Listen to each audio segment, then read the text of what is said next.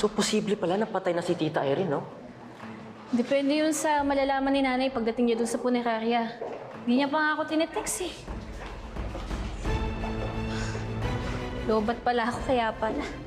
Teka, alam ba ni Dad na posible na si Tita Irene yun? Well, magkasama si Doc Carlos siya kasi nanay nung pagpunta nila sa Lamay. Kaso nga lang, iba yung katawan na nakita nila. Ang hindi alam ni Doc Carlos, pumunta si nanay mag-isa dun sa punerarya para ma-check kung si Tita Irene talaga yun. Eh, nagkita kami ni Dad kanina, hindi niya naman nabanggit yun. O nakwento niya sa akin na balak niya daw ibenta yung bahay nila. Talaga? Bakit daw? I mean, malas daw yung bahay para sa kanila eh. Plano pa lang naman daw, and hindi pa naman niya na-inform si Tita Lynette. Saan kaya sila lilipat? Sana naman malapit lang si nanay. Bakit sila lang? Sure naman ako nakasama ka rin sa plano nila. Annalyn, Regan. may naghahanap sa'yo si Ate Joyce. May kailangan daw siyang sabihin sa'yo. Kaibigan po ko ni Irene. Hinahanap ko po kasi siya kasi nawawala siya ilang araw na eh.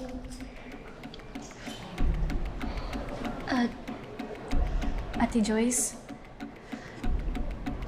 hindi pa naman po confirmed pero ang tingin po namin wala na po si Tita Irene. Paano wala? Kasi po, pumunta po kami sa isang lamay, tas yung bangkay po doon, kamukha po si Tita Irene. Hindi to pwede. Dok, nasan siya? Kailangan ko siyang puntahan. Kailangan ko tignan ko siya talaga yun. Ay, Dok, please, tara na.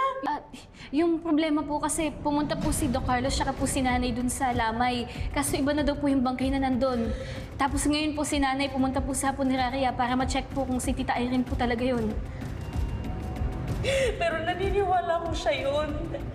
Kasi ilang araw na siyang hindi nagpaparamdam sa akin. Ang lakas ng kutok-kutok na siya yun. Pero hindi pa naman po confirmed. Ilang araw na nga po siya hindi nagpaparamdam. Alam ko sa puso ko siya yun. Kakagawa to ng stepfather mo. Naniniwala akong siyang pumatay kay Irene. Oh,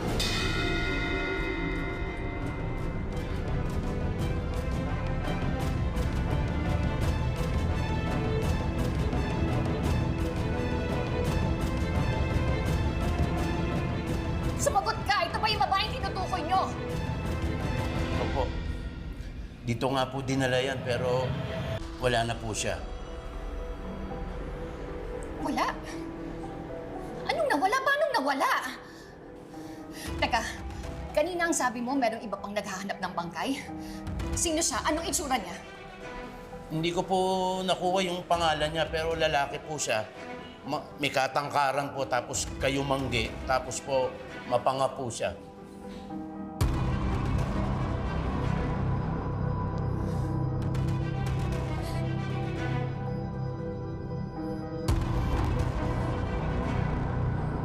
Siya ba yung lalaking yun?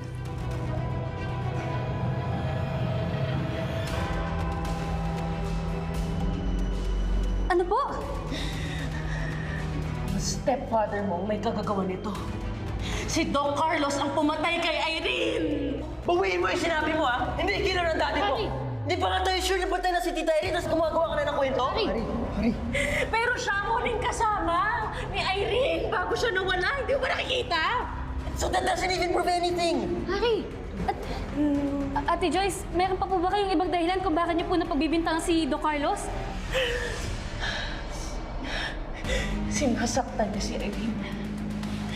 Sinasampal niya. Pinipisikal niya nung sila pa. Kaya hindi imposibleng siya ang pumatay sa best friend ko!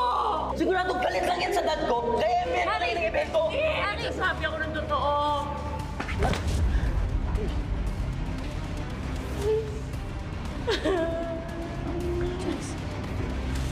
Irene! Yung lalaking yon!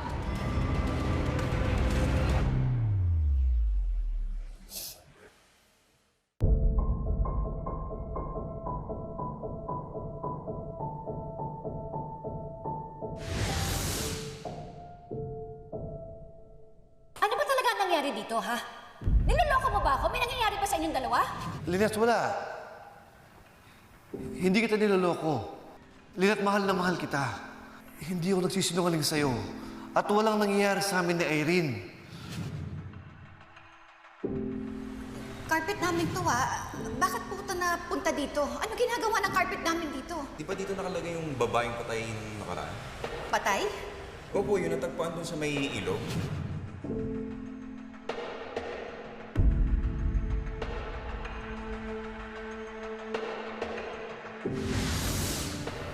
Hindi ko nakasama si Irene.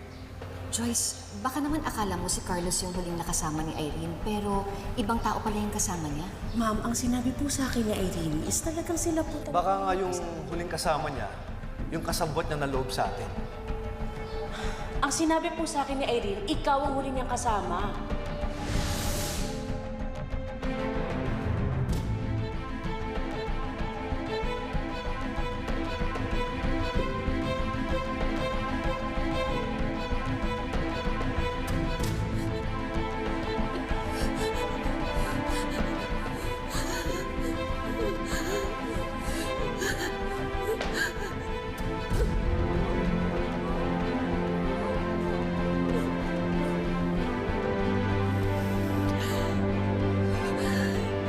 Si Carlos.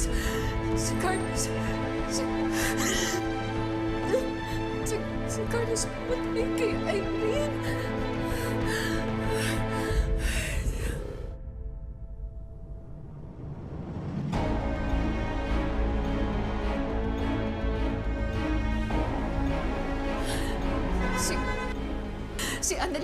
Si Annalyn pupunta sa bahay.